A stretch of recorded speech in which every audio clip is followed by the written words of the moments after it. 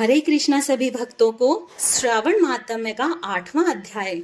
ईश्वर ने कहा, सनत कुमार, अब मैं आपसे पाप को नाश करने वाले बुध तथा बृहस्पति के व्रत को कहूंगा, जिसे श्रद्धा के साथ करके प्राणी उत्तम सिद्धि प्राप्त करता है। ब्रह्मा ने इंद्र को ब्राह्मण के राज्यासन पर अभिषिक्त किया।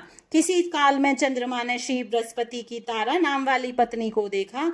वह रूप यौवन संपन्न लावण्य मद गर्वित देख उसके रूप पर मोहित हो काम बाण के वश में हो गया। अपने घर में रख चंद्रमा के गुरु पत्नी को बल से उपभोग किया। इस प्रकार बहुत काल बीत जाने पर उसने एक पुत्र हुआ। वह विद्वान, रूपशाली, सर्व लक्षणों से युक्त बुध नाम से प्रसिद्ध था। बृहस्पति अपनी स्त्री को खोजते हुए चंद्रमा के घर में गए। चंद्रमा से कहा, मेरी पत्नी को दे दो। गुरु की स्त्री के साथ तुमने कैसा गमन किया? गुरु तुल्य पाप से तेरा कैसे छुटकारा होगा? इस बड़े पाप के संयोग से तुम्हारी कैसी बुद्धि हुई? तेरी इस प्रिया द्वारा अपनी गुरु की स्त्री को मुझे चुपचाप दे दो। यदि ऐसा ना करोगे तो इंद्र सभा में तेरे इस पाप को कहूंगा। बृहस्पति के यूं कहने पर भी कलंकित चंद्रमा ने गुरु पत्नी तारा को नहीं लौटाया तो देव सभा में जाकर बृहस्पति ने इस वार्ता को कहा कि मेरी पत्नी को चंद्रमा ने ग्रहण कर लिया है और वह मांगने पर भी मेरी पत्नी को नहीं देता है। हे इंद्र, आप देवराज हैं, आप मेरी पत्नी को चंद्रमा से दिला दें, अन्यथा चंद्रमा कृत पाप आपको होगा, इसमें संशय नहीं। क्योंकि राज्य का पाप शास्त्र के निर्णय से राजा को ही भोगना पड़ता है। दुर्बल का बल राजा है, यह पुराण में कहा गया है। गुरु की वार्ता सुनकर इंद्र ने चंद्रमा को बुलवाया। क्रोध से आज्ञा दी कि हे चंद्र, गुरु बृहस्पति की पत्नी को दे दो। अन्य की पत्नी के साथ गमन करना पाप कहा गया है। गुरु पत्नी के साथ गमन तो महापाप है। हे चंद्र, गुरु की भार्या को बिना विचारे ही लौटा दो। इंद्र की वाणी को सुन निशापति ने कहा, आपकी आज्ञा से भार्या को देता हूँ, पुत्र को ना दूंगा। यह मेरे से उत्पन्न है, मेरे वैभव से संपन्न है। इस बात पर बृहस्पति ने कहा कि यह पुत्र मेरे से उत्पन्न है। इसमें देवता गण को संशय उत्पन्न हो गया। देवताओं ने यह विचार करके शरीर से पुत्र पैदा हुआ है। इस वार्ता को माता को जानती है। देवताओं ने बृहस्पति की पत्नी तारा से पूछा, किसके द्वारा गर्भ है? हे कल्याणी, सत्य कहना, तुम मिथ्या वाणी मत कहना। लज्जा से संपन्न तारा ने कहा, चंद्र का और बृहस्पति का क्षेत्रज पुत्र है। आप लोग जिसे सुयोग्य जाने उसे दें। ऐसी वाणी सुन देवताओं ने शास्त्र से विचार कर उस बुध लड़के को चंद्रमा को दिया।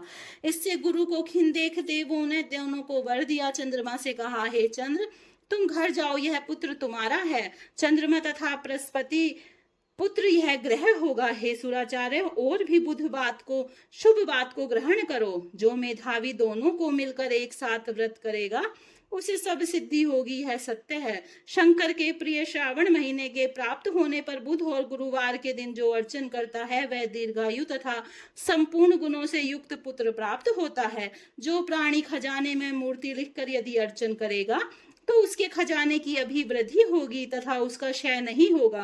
पाकशाला में लिखकर अर्चन करने से पाक वृद्धि और देवनागर में लिखकर अर्चन करने से देव की दया होती है। शयन ग्रह में लिखकर अर्चन करने से स्त्री का वियोग कभी नहीं होता। धान्य ग्रह में लिखकर अर्चन करने से धान्य की वृद्धि हो जाती है। इस तरह तत् स्थान में उसका फल होता है। 7 साल व्रत करके उद्यापन करें। सोने की प्रतिमा का निर्माण विधि द्वारा अर्चन करें। 16 उपचार द्वारा विसर्जन कर होम करें। तिल, घी तथा खीर प्रज्वलित अग्नि में दें। चिचीड़ा तथा पीपल की समिधा से होम कर पूर्ण आहुति कर मामा तथा भांजे को अच्छा भोजन कराकर अन्य ब्राह्मणों को भोजन कराएं और स्वयं भी भोजन करें। इस प्रकार 7 साल तक व्रत करने वाली व्रती सभी इच्छाओं को प्राप्त कर लेता है। सनत कुमार ने शंकर से कहा, हे भगवान, आपने जो मामा तथा भांजे को भोजन कराओ ऐसा कहा, इसके कारण को कहें। ईश्वर ने कहा, हे सनत कुमार, पहले समय में मामा और भांजा दोनों दरिद्र थे। वे दोनों भोजन के लिए घूमते हुए थक गए। किसी सुंदर नगर में वे दोनों धान्य मांगने के लिए गए। उस समय नगर में श्रावण महीने में उसी व्रत को करते देखा, पर बुध तथा गुरु का कहीं व्रत नहीं देखा। उस समय उन लोगों ने बहुत काल तक आपस में विचार किया कि सब जगह सूर्य तथा अन्य वारों का व्रत देखने में कहीं नहीं आया, अतः हम दोनों बुध तथा गुरु व्रत करें। क्योंकि किसी ने इस व्रत को नहीं किया अतः यह अमुच्छिष्ट व्रत है, सादर करें। पर व्रत विधान न जानने से फिर दोनों संस्थापन हो गए। तब उसी रात में उन दोनों को स्वप्न में विधि ज्ञात हुई। स्वप्न से ज्ञात विधि द्वारा व्रत को दोनों ने किया। तथा बड़ी संपत्ति प्राप्त की। वह ऐश्वर्य दिन बढ़ता नजर आने लगा। इस प्रकार 7 साल तक व्रत कर वे पुत्र पौत्र आदि से संपन्न हो गए।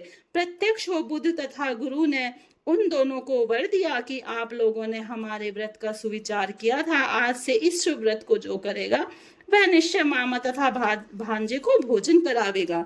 इति 8वां अध्याय समाप्तम। राधे राधे। हमारे चैनल को सब्सक्राइब करें, वीडियो को लाइक करें तथा शेयर करें। हरे कृष्णा।